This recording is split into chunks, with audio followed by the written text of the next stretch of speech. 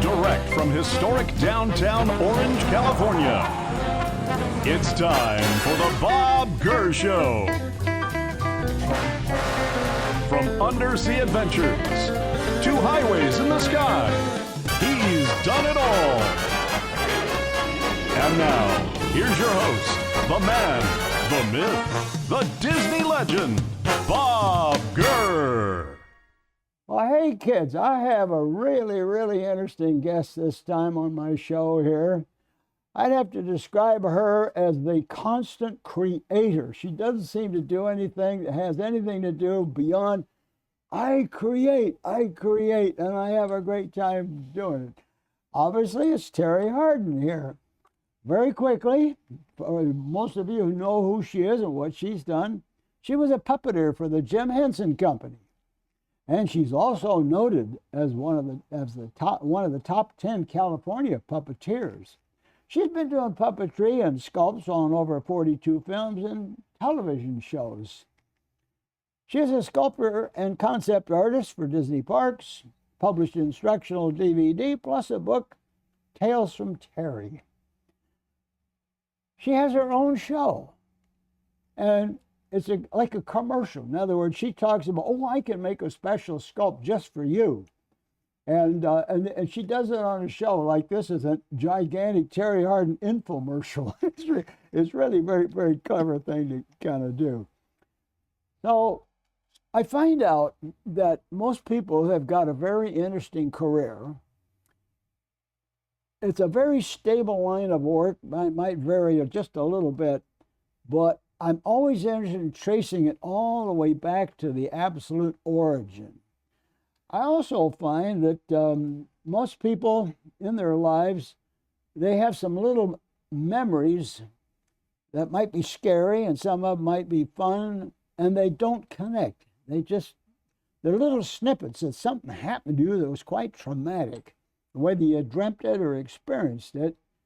And those are what I call the little seeds. Those are the little seeds that sort of start a person on a path that really turns out to actually wind up being that actual career path.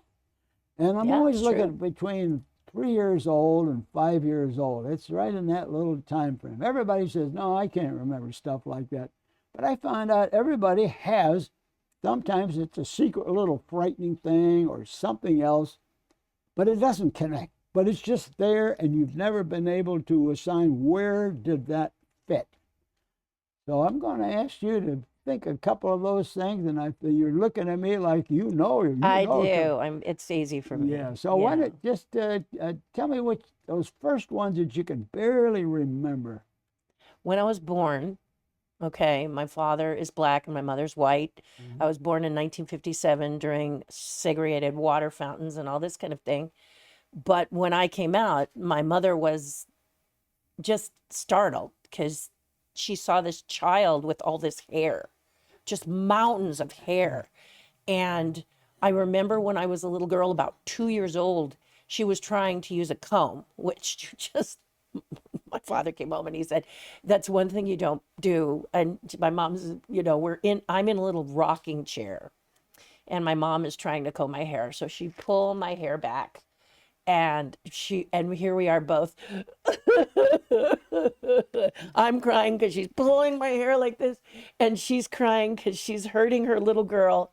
And finally, my father came home and he said, oh, no, because my mom was a white, Anglo-Saxon, pure person whose hair was the same, dry as wet.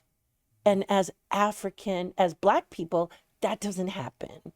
We love being in the water because our hair flows and moves. And when we come out, it goes poof, and it doesn't move. So he took my mother up to his family. True story, Bob. And the woman said, oh, you poor dear. She took my mother's hand. She said, my auntie, poor dear, you just sit right here. She pulled out an ironing board and set the iron on cotton setting and said, come here, baby. And she laid my head on there and ironed my hair. Just with that iron. My mother, you know, but then afterwards they said, now you can put a comb through it. If you need to put a comb through her hair, you're going to have to iron it first. Oh my And my gosh. mother was just like, yeah, because she's the, you know, young, beautiful, small town white girl. And it was shocking for her like that. So that was one of the first memories that I had. What's another one? Well, I'm a very precocious young kid. I don't really have to tell you that I was precocious, but have a wall socket, have a fork. I'm going to stick the fork in the wall socket. Maybe that's how I got my hair the way it was. But we were living in downtown LA next to a place where the cars at the foot of the hill, we were at the top of the hill, and the cars at the foot of the hill would have to get a running start to get up that hill. So they would come out, you know, kind of a, I just remember bullet where the car goes up and then it fell on the street because the corner was so sharp you couldn't just go up and go over it. Cars would get stuck. So they would come really fast. So my mother was terrified because I had a boyfriend across the street that I would just totter over and see, and she was afraid I was going to be struck. So she kept trying to discipline me. She kept saying, Terry, you're not, you know, she'd give me a spanking and say, don't go across there without an adult. And I would always go across. So the woman across the street said, let me take her over. We'll come over and I'll take her hand and I'll walk her over. But I was this kid that just would walk around and explore and pull things and put things in my mouth and do things. And one day my mother was in the house and I came in and I had put a razor blade in my mouth. I had gone into a parking lot next door, found the razor blade, and then I couldn't get it out. So I came and said, Mama, and she went, "Ah," you know, and I still have a scar today, Bob, where they had to put stitches. So my mother, when my mother became pregnant with my sister, she locked herself in the bathroom and cried. She did not come out. And my dad came home and she said, not another one, please, Lord, not another one. So I take it you, some of your these little snippets of information were a little on the terrifying side. For my mom, yeah. But did that bother you at all, being this little itty bitty child in the middle of what obviously is some family foment? You know, I was completely oblivious to it. I grew up thinking everybody was like me. And I didn't realize that there are so many who have these stopping points. Okay, I'm going to do this project, but what if I fail? Blah, blah, blah. I never did that. I just walked right through the door and said, I'll figure it out there. But this is a good opportunity. I'm just going to go through it. So my mother didn't know what to do. I was also really good alone. You know, she couldn't punish me because I had so many fun things to do. I would find something and build something if I was punished and sent to my room. So they spanked me. I felt that I was upset by that, being spanked, because I thought that was kind of humiliating for me, I guess, as a Are you trying to kid. say that when you were reprimanded and sent to your room, you didn't sit and pout? You took advantage of the time to go make up something and do something and have your own, you make up your own world. Yes. To utilize the time of you being locked into your world. Exactly. So you mean punishment never turned out It didn't to be work. punishment? It didn't. I used to think being punished, you know, I had these visions of, you know, grounded for a week, meaning I was an old person getting out, like the prince from Sleeping Beauty. You know, he's coming out old. I didn't have any concept of time, but I would get into, so my mother would never, if she punished us, once my sister came in we fought a lot. And so my mom knew she can't put Terry in her room. That's Funville. So we can't put her there. So they went into their room. I must have been my sister was about 2, so that would make me 5. And they scoured their room to make sure there wasn't a pen, there wasn't a pencil, there wasn't paper, because I was to be timed out. And they closed the door and they said, you just lay on that bed and behave yourself. And I was crying and carrying on, and then all of a sudden it got quiet. Now, this had happened to my mother years before when I was 2. She put me in her room before my sister was born in downtown LA. And she said, you just think about what you did. You think about it. And I was like, and I just cried and cried and cried and cried. And then all of a sudden it got quiet. Now, if you have kids, you know that all of a sudden your body goes, ah, and then you go, that's what my mother did. Why is it quiet? And she went to her room and she opened the door and I was gone. The window opened and I was gone. And she said, and her heart, now my mom was 19 when she got married. So here she is, I'm 2.5, and she's only 21, a baby herself. And you're telling me you escaped your temporary prison in a way off I go. By opening a window and climbing out outside the room. Mm-hmm. And my mother runs outside. She can't find me. She runs up and down the block. Terry, Terry, Terry. And she comes on a construction site, looks up, and there I am on the second floor. And my mom goes to scream and realizes that if she calls to me, it might startle me. So she grabs a foreman and she says, my daughter. And just as I'm about to go over, my mother tells it, he caught me. But this comes from my dad as a baby. When I was a baby, he used to toss me up like a football into the air. His child. And my mother said it scared the life out of her, but I loved it. And my dad was a left-handed softball pitcher, all-American athlete. So he tossed me high. I'm not afraid of heights now, Bob. I think this has to do with my fearless behavior. I mean, I'm not going to walk into traffic, but when it comes to my art, I'm excited to jump into things that I don't understand. And you stated, I was listening to you speak just a few weeks back, and you said the key, I think it was something to the effect of, the key to our youthful well-being is by living outside of ourselves, is by loving what is out here, by learning new stuff. And that, I said, he's absolutely right. That's me. You jumped out a window to go explore that. To go explore. And my mother, when she found me, what do I do? Do I spank her? So you can see why she locked herself in the bathroom. 2 kids like this. She just didn't know if she could cope. So luckily my other sister is she's a little more cerebral, but now she wants to be, I think a few years ago, she said she was going to work on being an artist as well. Because we make it look so fun.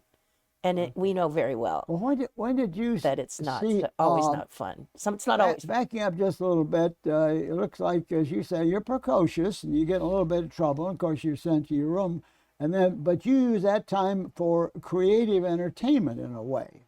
Mm-hmm. Do you remember anything about where you saw that you could actually do something, but not when you're locked in that room?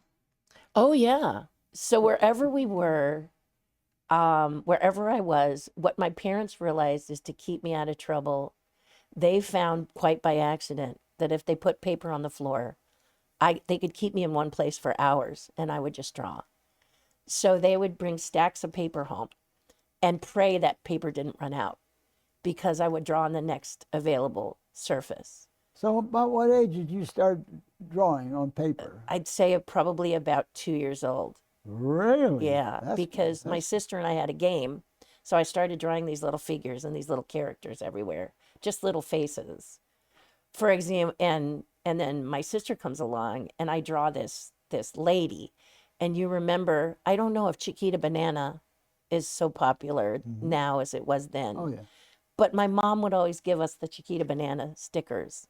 And we love these Chiquita Banana stickers. We love the bananas too, but we love the Chiquita Banana stickers. Okay. So I drew this lady, and then after bath time, we would do the Chiquita Banana dance.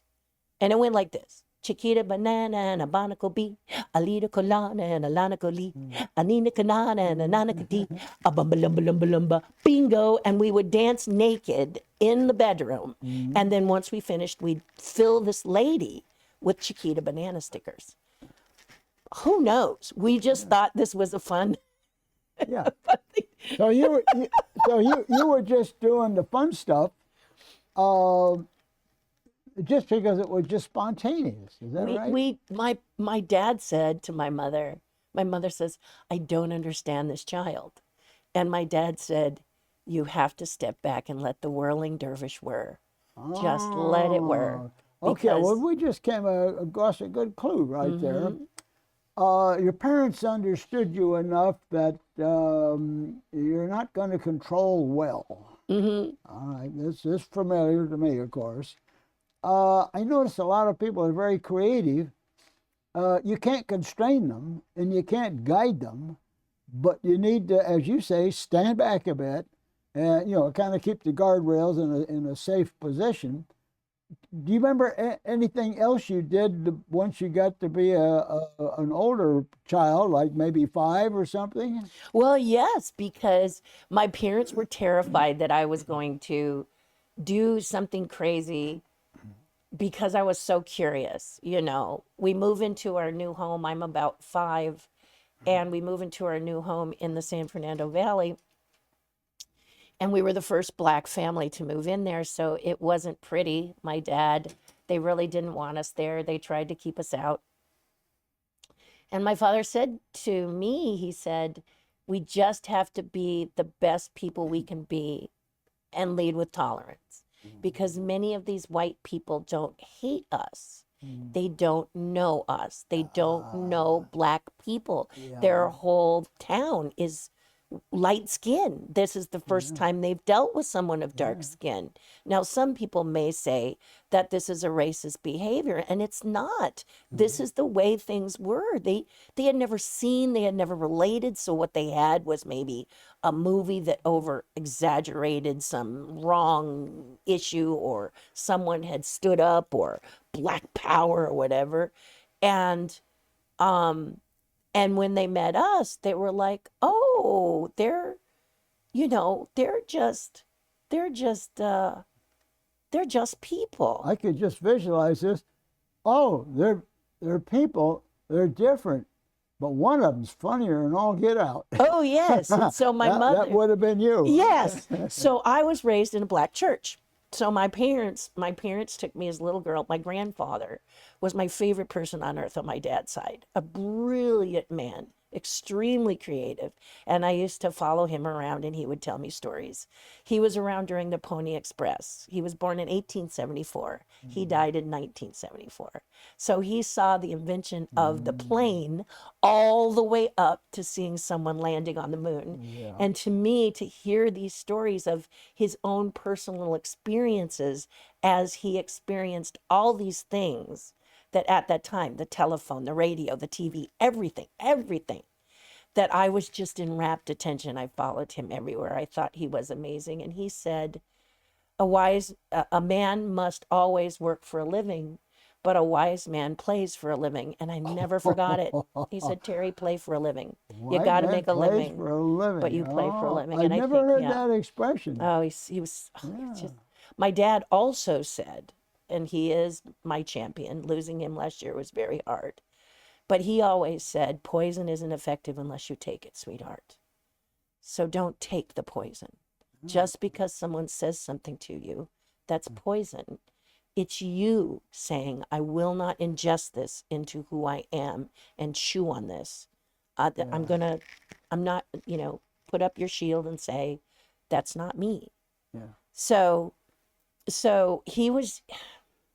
it was an amazing experience for me, because as I get older, I start to run into adversity because my hair looks like a haystack and it's blonde and it's out this long. And hairdressers would say, well, maybe if we grow it 15 inches, it'll go down. Well, I would look like a weeping willow tree. In fact, there's an Imagineering picture where I went to Imagineering. The guy said, what the heck are you? because I look like this tree walking in, you know. So my father would just say, you know, just you is all you can be, so be you. So we go to church. My mother takes me to a Lutheran church. Now, for those of you who don't know, in a black church, we're very vocal. So the minister will say, and the Lord said, and we say, what did the Lord say? He said unto you, be good to your fellow man, have a heart, be human. And we'd say, human, what do you mean? And we just the whole congregation. And I loved it. I loved it. So we're in a Lutheran church, a lot of white people. I'm 5. And my mother's got my sister in a stroller.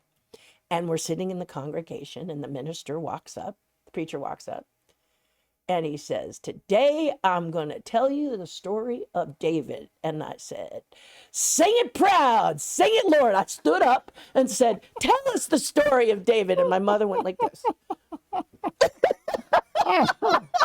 Oh, the word precocious. Oh, no. I can just down. Yeah, well, this is interesting that I'm getting the impression some of the crazy stuff you like to do and have done with characterizations and sculpting, especially creating stuff with your fingers, its background is not your ordinary family. No. No, I'm a black kid who looks white, period. My dad said, you get this much black and you're black. Just get over it. Don't listen to it. People are going to be mean, whatever back then. But he just said, but just be you, live your life, be who you are. Okay. And so as you went along, you got into school, what was there any particular things that the first things they start to teach you between kindergarten and first grade that you loved or hated? Yeah. So I'm now getting into kindergarten. I love school. I thought it was great. But I soon realized that I had this small little problem. So as a kid, maybe I should have been born a boy. I don't know. But I was a real tomboy. I loved to get dirty and I loved to be scrapping. I wasn't much for dolls, although I had some Barbie dolls. But the Barbie dolls would go on African adventures. She was a strong woman who sketched in the Africa and brought back to people the history of these animals and why we should protect these animals. And so I would play with my friends, but we'd play a game called Kill the Ball Carrier. Have you ever played that, Bob? Well, the person with the ball is not the person you want to be. Oh, okay. Because all the kids jump on you and try to get the ball away from you. So I'm in kindergarten and I'm painting, and a kid walks up and he says, you look funny and this art is ridiculous. He's like 5, and he runs his hand across my art, and I pick up a block, bip, and he goes down. And the teacher said, Terry, you remember Lilo when she punches? And Lilo instead she punches. I said, that's me. There I am right there. And I didn't know any better. This is how I settle things. Oh, and you go across my art, and now you violated my dance space. So you were quite sensitized by your very first critic of record. He got smacked down for that. Not happy. Don't touch my work, man. Don't you dare. Don't you try and claim it, and don't you touch my work. See, we're getting into something where a lot of times an artist will want to be an artist and will classically be taught and then gradually evolve into being an artist. But from the sounds of it, you knew you're going to do stuff your way and you were not going to tolerate interference. Would that be a proper assessment? And no one could put me in a box. So we're like, this kid, she's wonderful, but she's, you know, they would just be, yeah, but see, what I can see just from what this little episode you described, I'm kind of visualizing that as you got further into school and there were more things to do of a little bit broader range, you became quite sure of what you wanted to do and why, and with with no embarrassment of that it's different. Exactly. I thought everyone was like this. Someone would say, my sister wanted to be a telephone for Halloween, and at 8 years old, I made her into a telephone for Halloween. I remembered Baskin Robbins had those 5-gallon tubs, so I went and said, do you have any empty ones? And they said, sure, and they gave me a couple, and I built this out of cardboard. She wanted to be a green telephone, so I put this. She could take the receiver off. For those of you who don't know what we're talking about, Google it. And she had the dial, so you could actually dial my sister. So she'd walk up and people could dial her. And my parents, where does this come from? What the, how in the world did you know how to do that? And I was, No, but see what I'm just learning from you is some things can become so inherent based upon what might have been some things that are hard to understand, but you became well-grounded, and it was very natural to do something, creative in any kind, as you saw it, but it did not have to fit the template of the life around you. That is a powerful starting point for a good career. Also, the other thing I'm beginning to understand why some of your stuff looks the way it is and why you've done some of the stuff, because I'd have to say you've been a puzzlement all the years that I've known you. I love you, Bob. And you know, I must give you kids another little side here. There was a time where people were donating their precious, beautiful art, and she had created a hand puppet. Now, I'm not a puppeteer. I didn't need this, but it was so intriguing. It was a Stitch. You remember that Stitch? Mm-hmm. And there's somebody Louis else Garcia. wanted this puppet in the worst way, and I just thought, well, I want it because I don't need it. And we bid back and forth, and this son of a gun got all the way up to $700, I think, something like that. Mm-hmm. And the other guy who really wanted it, he lost. And then I picked it up and put it on my hand, and I said, what have I done? But suddenly I saw a hand puppet. Terry made this. It's a character. Oh, grab the 2 arm sticks here. Yes, up here. You remember we trained for a little bit right there. Yeah, You said, show me how to work it now. Yeah, Terry gave me about 3 minutes worth of training. And you took to it. You did. You just were naturally. And I've you fell in love with periodically it. taken it with me, and I've used it in various pieces of entertainment. It meant I could be in Terry's world for a few moments at a time without, being embarrassed or scared. But I saw, do you know what real fun is really like? Because I found out, if people know about puppetry, they don't look at the actor, Person. they look at the puppet. I could get away with bloody murder with an expressions over here. Mm-hmm. If I said something wrong, Stitch could have this quiet, Mm-hmm. and I didn't see it, of course. I bet everybody else saw it. Or if I forget something for about 2 seconds, he whispers in my ear, oh yes, I can buy time of something I forgot with a puppet. They're an absolute blessing. And you remember that Yes, this was... I said to you, have you seen Lilo and Stitch? And you said, no. And I said, well, Stitch makes sounds. He doesn't necessarily talk. So this is a real perfect character for you because you don't have to voice it. You can you can do anything with them and they will fall in love with what you did. And you called me that night and said, I'm onto something here, because you said, kids don't, little kids, I tell them, this is what you said to me on the phone. I'll never forget it. I tell them I've designed the monorail or the Utopia car. And, a kid 3 or 4 says, yeah, what have you done lately? You know what I mean? And you said that. Yeah. But when you brought Stitch out, you said, my arm got tired. They would not stop talking to Stitch. And you said, this is a whole different, it's a wonderful world to be in. And that's what really touched my heart. Yeah. And then one thing you may not know is during the 50th anniversary of Disneyland, and we're not going to talk a lot of Disneyland, but I was running for an appearance. And I ran through the California Adventure Hotel, or the Grand Californian Hotel, and I ran smack dab into Julie Andrews, and we fell on our butts. Bam! And I was like, oh my, oh, I'm so sorry. And she said, are you Terry Harden? And I went, okay, now I'm really, it's the real world. The reason I say this is because I just met Bob Gurr, says she. I saw Bob Gurr.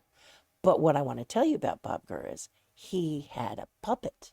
And I hear you made it. And I was like, okay, world spinning. And she said, he was amazing. And we helped each other up. And I said, what an honor to meet you. And I am so proud of him because he took to it so well. And I know we got stuff to do. So off we went. But it was, she just wanted to tell me how you had just done an event where all of you were together for whatever reason, don't even remember it was for the 50th, and you were performing Stitch. And then people would say, Bob brought that on a cruise. Stitch came on a cruise. You know, you showed me where he lived in your house. The point of kids I'm trying to make, you got to be careful. You dip into her world for a few minutes, you have an entirely different experience. And I love that. Still quite I love out. that so much. What are some of the next things that you discovered that you really, really like to do? As we're working our way through grammar school and then So my mother was an amazing watercolor artist. She won awards. She was brilliant, but she was taught that art was to be a hobby, not to be a career.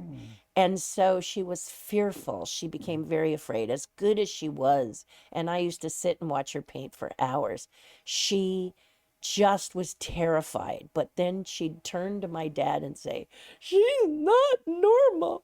She's just not normal. What's she going to do in life? And my dad just said, she's not normal. You're right. She's not normal.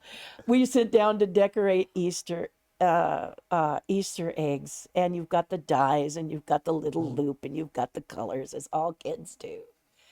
But I noticed that when you dip the egg in one color and then you dipped it part way in another, that I had room to make little character faces on the eggs. And I started sketching these little bunnies and people and all this stuff. And my mother, you know, all the kids are dipping them in different colors, you know, wax that they used to with crayons. And then she comes around the corner. So she puts them gently in egg carton. And she takes them to work, and they sell for $20 a piece. So at 8 years old, I made $400 on Easter. This is because my dad said, stop picking up books that normal people pick up. An artist is broke. An artist will always be hungry. An artist, leave those books on the shelf. Leave them on the shelf. And just what makes you happy, create, because if you build it, they will come. And it's so true. And you got that advice. Boom. It just started. I did it, and then I had this money, and my mother was like, I saw her do a lot of this, an awful lot. I had a pair of jeans, and I painted them with Disney characters when I was about 10. And we heard that Barnaby Jones was shooting at a gas station near us. I'm born and raised in Hollywood. Well, I was born in Pasadena, but I was raised in Hollywood. So they were always shooting around town. Well, we got on our bikes, a la, you know, E.T., all of us kids, and we ran over there to watch the filming. And a man on a crane looked down and he saw these paints being all illustrated. And he said, where did you get those? And I said, I did them. So he said, if I work it out that you can follow us for the next couple weeks, will you illustrate our director's chairs?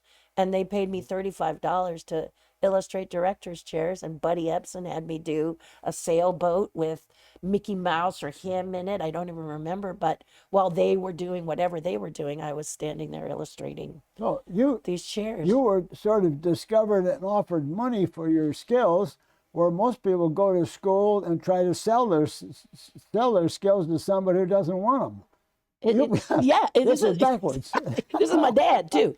My mom was a painter, and everywhere at the time, people were painting candles.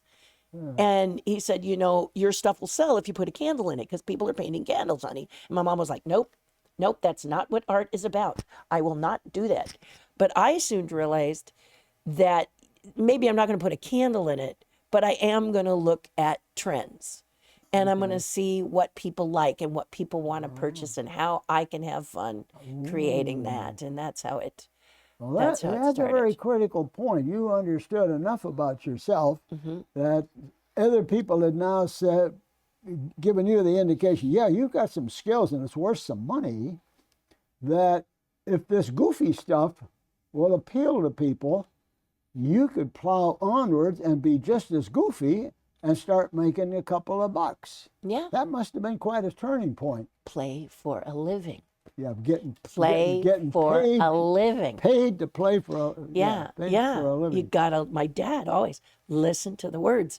Play Yes. and make a living. Play and make a living, and it never left me. And at 6 years old, I was viciously attacked by people who were not happy by this laissez-faire David May Care girl with a, they could call me names, it would go right off. So finally they attacked me, and I came home, and my dad said, adversity, everybody can be bullied, you're not alone, Yeah. but don't let it get you down. And I went in and saw Sherry Lewis and built my first buddy, and I built a lamb chop to talk to when I was upset and irritated, and that's how I became a puppeteer. I started. Oh, that you Yeah. could create a sort of a friend of your avatar and interface with them.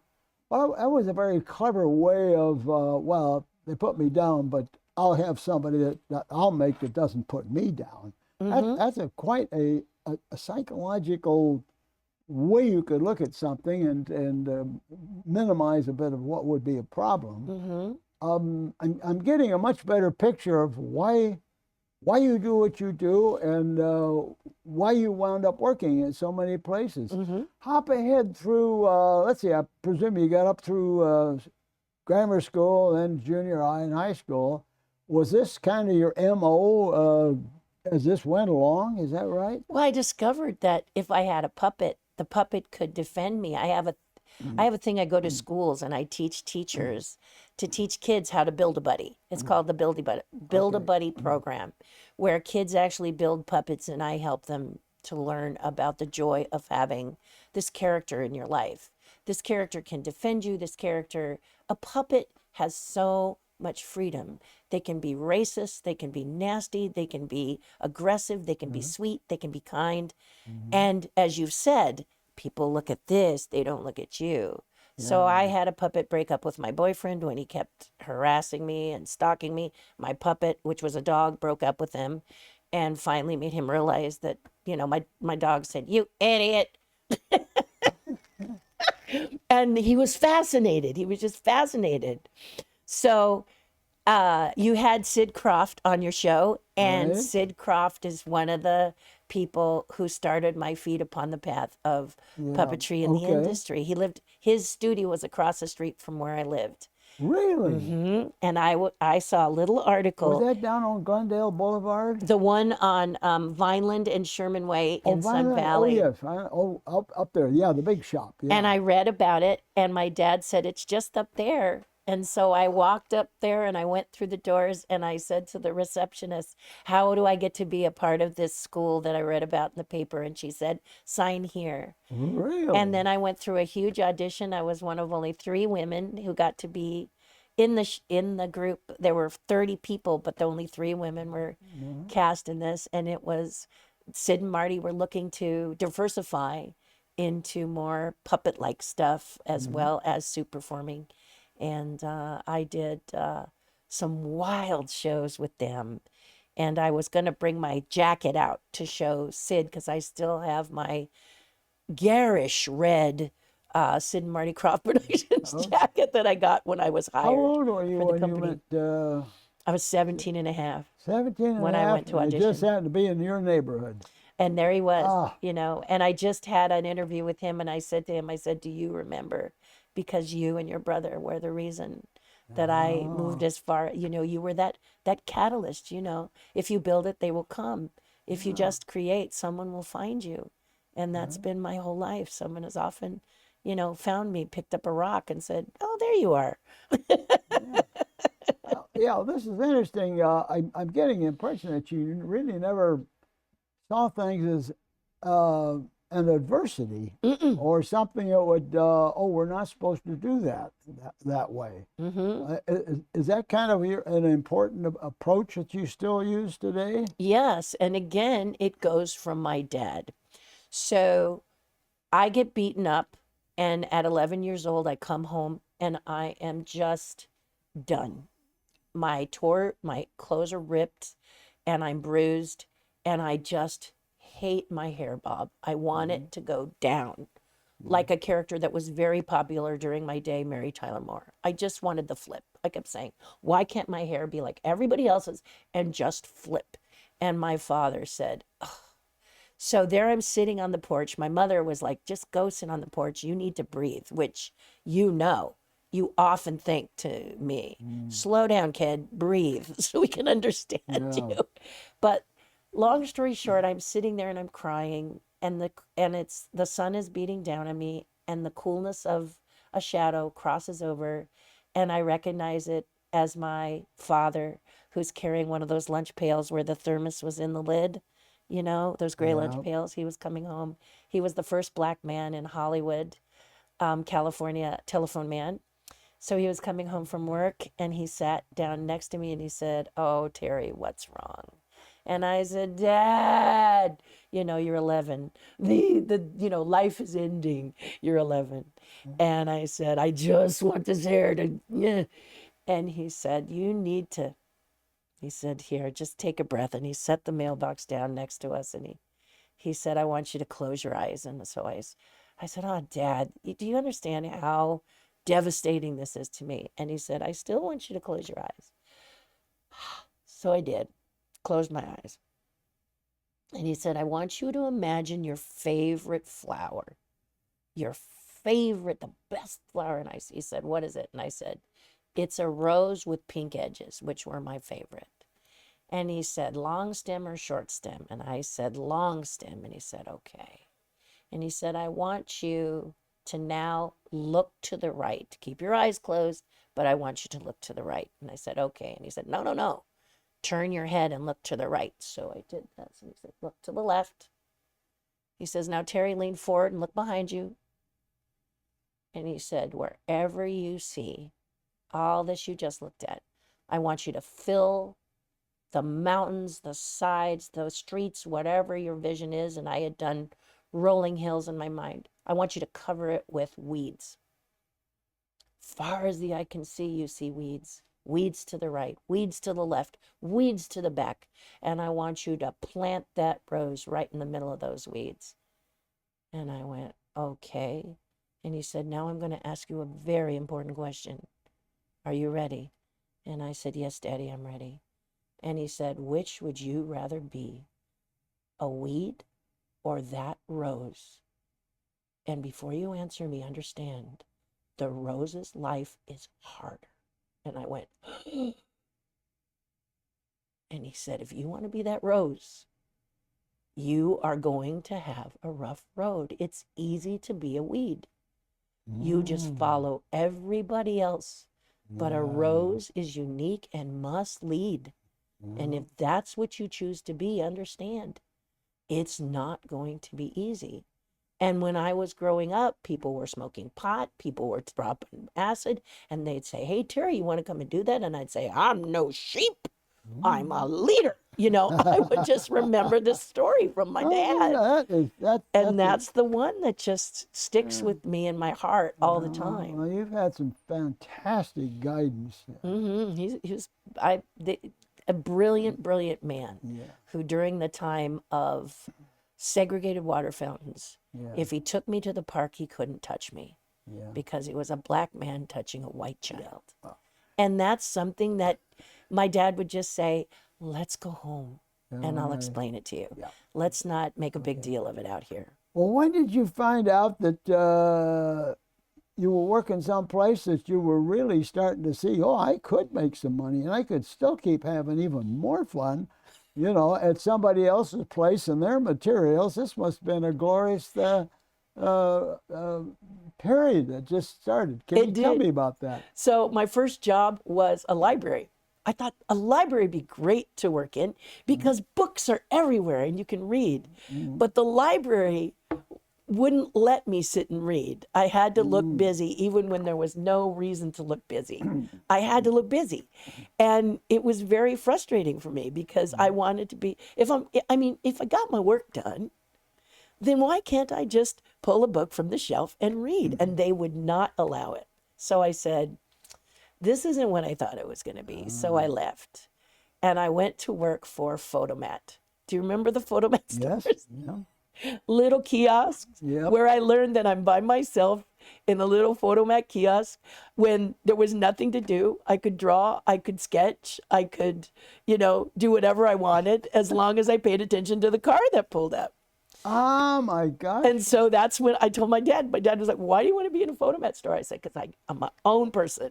I get to do what I want as long as I hit the marks that Photomat company wants me to do. I'm good. And then they would have these contests where you paint your kiosk, and still have the trophy where I won because I made I did all these haunted paintings and everything, and people would pull up just to see the store.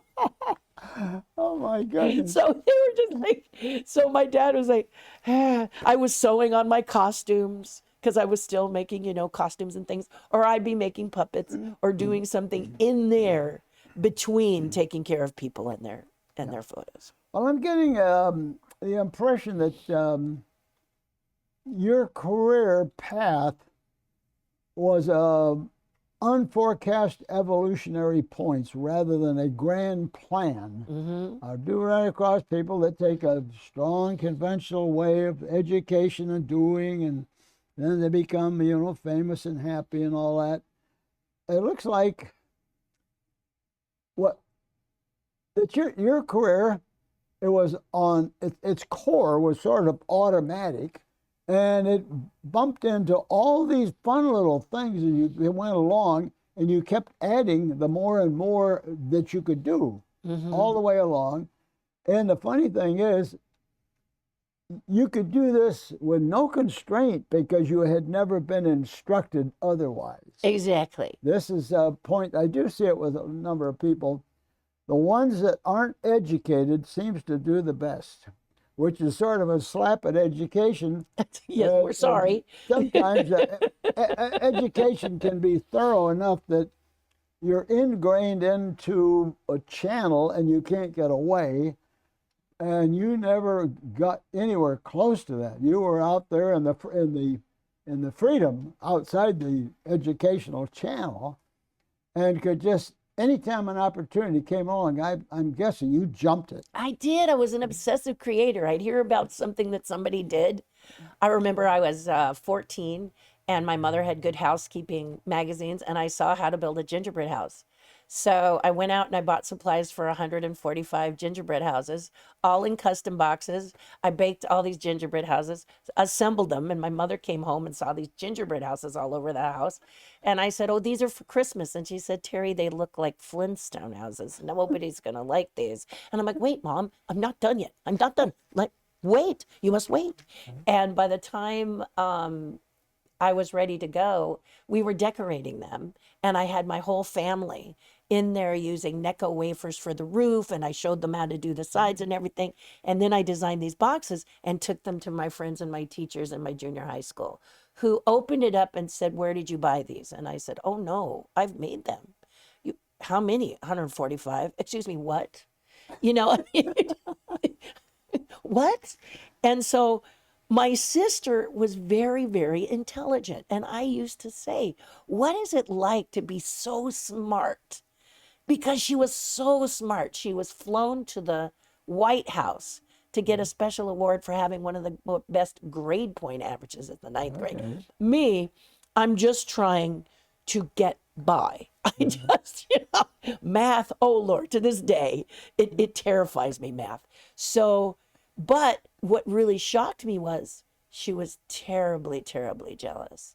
And I couldn't understand why she was jealous. I didn't understand, you're so smart and every, trucks are backing up and dumping school colleges for you to go to all over the world because you're so smart. We'd be honored to have you. And I'm at a junior college because I'm at a junior college. I was just going to say that, right? And she got so jealous. One day she went into my room and she found some of the clothing I illustrated, and she took my paint and she just destroyed everything in the room. She was so angry. She just destroyed all of it. And I was in such shock. I just stood and looked at her and I said, and I ran in to try and salvage my art, but I was like, I don't understand. I looked at her, I said, I don't understand. I don't understand. And she said for the first time she had this ping of sadness because she was so angry. But what I had to realize is that I kept saying to people when I talked to them, they said, "You're you, Terry." And I used to say, "I'm just like you." But Bob, it's not true. Yeah. It's not true. And I thought, how narcissistic to say I'm not like you. But the reality is that my acting coach said, "Terry, you have to own the fact that you're not like everybody else.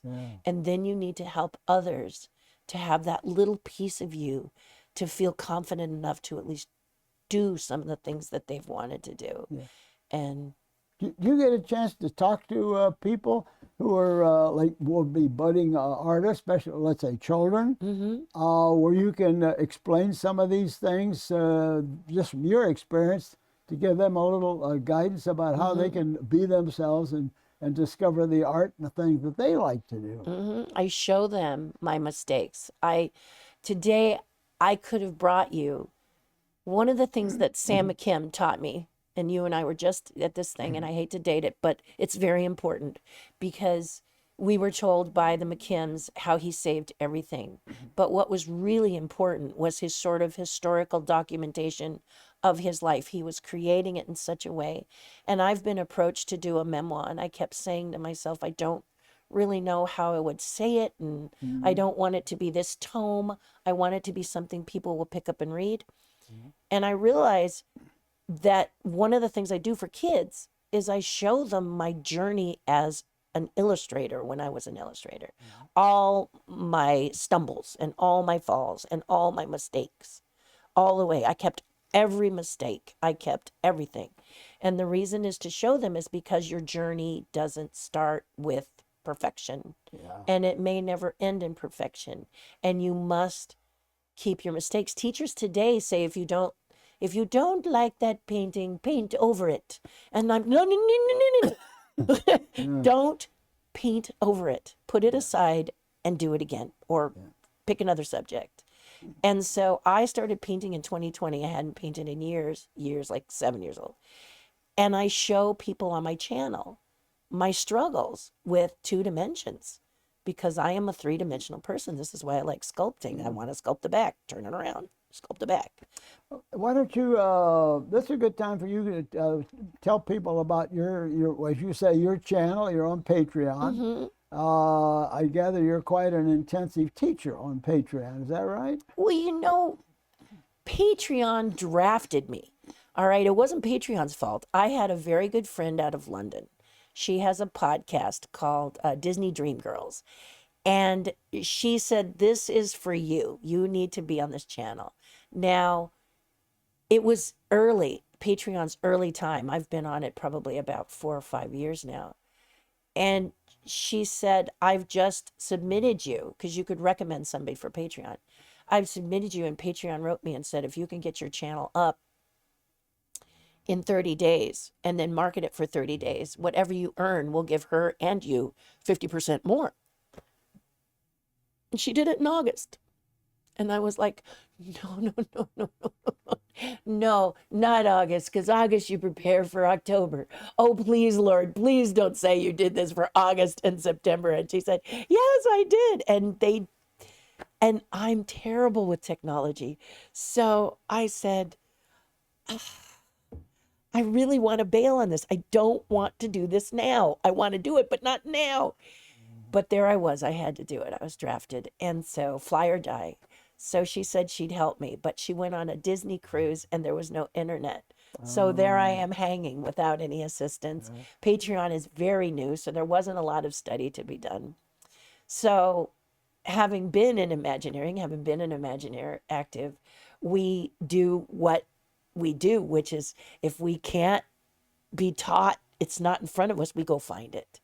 And so I looked through other people who had a Patreon page, and I came across Neil Gaiman's wife. And Neil, I knew if you wanted to meet him or have him as a guest, you had to rent cathedrals because he's so popular. You can't have a little bookstore. It would stop traffic. He's that popular as an author. So I saw his wife and I read her story and I liked what she did. And in a couple of her podcasts, she said, shoot for the stars, you may hit the moon. And so I put in $5 for a tier and $10 for a tier. But then I put in $1,000 for a tier. And I'm not bragging, but that first month, somebody opted for $1,000 in my first month. It just shocked me. It just shocked me. And it was a terrible, terrible page. It was the worst page. But you just know, it's like The Odd Couple. You throw it at the wall and pray something sticks. And then you know that you're going to be ever changing it, the Patreon page. But long story short, I thought it was going to be about me teaching others. And my group, the Terry's Tribe, has taught me so much. It's come from us helping each other together to get to the next level. We give, everybody gives each other a leg up. And I don't do a lot of tiers where I send something out or whatever. It's mostly, what do we need to talk about today? What's on your mind? What's happening? Tell me, And, what's next for Terry? What do you see as the next thing that you'd really like to either branch out into or accidentally discover and fall into? Oh, I'm dying to be semi-retired so I can do my own stuff. I've been doing stuff for other companies for so long that when I started to sculpt my own stuff, I saw the influences of companies, because you're there to replicate something that's their dream. And I was on this mission to paint loose because my sculpting is very detailed. So it takes my body in small, and I'm just like a little rodent, you know, detailed oriented. But I wanted painting to be this. I wanted it to be my whole body into it. And I met an artist that I'm really crazy about. He did all the Night Gallery. Do you remember that show? I love Night Gallery with Rod Serling. I just met this painter, and I was so blown away that he was, first of all, still alive. And second of all, I could tell his paintings no matter where they were. If he did something for Clint Eastwood, or if he did something for someone else, I could always tell his painting style. And I said, I just want my style to be that recognizable and loose. So I want to do that. But the number one thing that's going to happen to me in my future is in 2026, I get to go to Africa. And I've wanted to since I was a tiny child. And it's because of my father that I get to go. Because my dad always dreamed of winning a big chunk of money and putting it in front of his two daughters and saying, the one thing you want to do, just don't be practical, just go do it.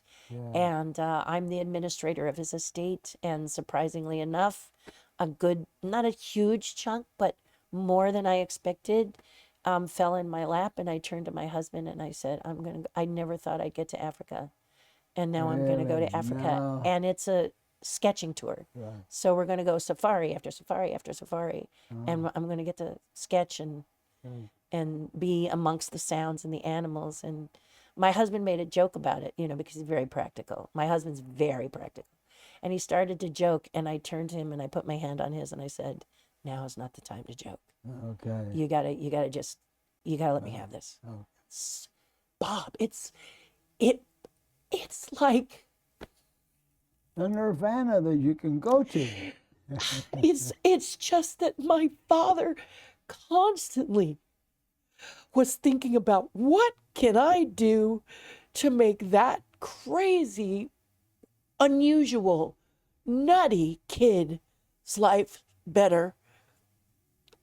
And from heaven, I get to go to Africa in 2026. Yeah. And I said to my husband, every time I think about it, this is what happens.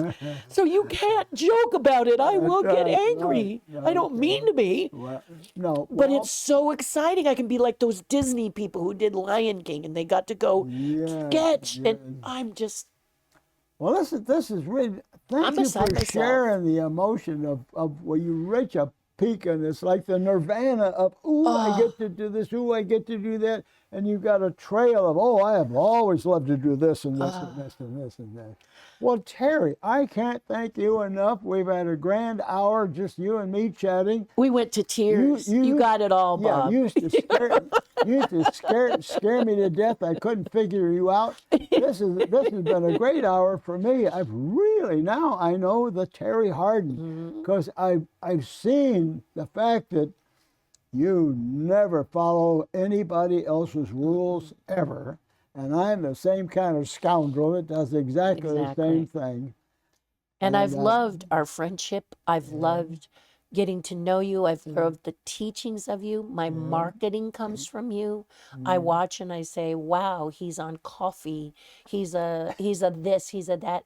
And I watch how, you have taught me as an artist.